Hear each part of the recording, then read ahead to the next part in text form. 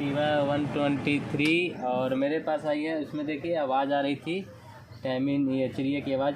तो हम चिड़िया भी इसको टाइट करने जा रहे हैं, देख सकते हैं यहाँ पे खोल चुके हैं पल्ला यहाँ पे, और चिड़िया हम यहाँ पे टाइट करने जा रहे हैं। तो आवाज़ जो आ रही थी वो आवाज़ हम साउंड कम करेंगे, तो आप बने रहिए हमारे वीडियो में, हम दिखाते हैं आपको। फिट हो चुकी है, आवाज़ देखिए कितनी प्यारी हो चुकी है। पहले बहुत ज़्यादा आवाज़ आ रही थी kit kit kit kit kit, और अभी आवाज़ हमने टाइमिंग चैन वो चिड़िया जो होता है उसको हमने टाइट किया तो आवाज़ बिल्कुल शांत हो चुकी है। तो बने रहिए हमारे वीडियो में।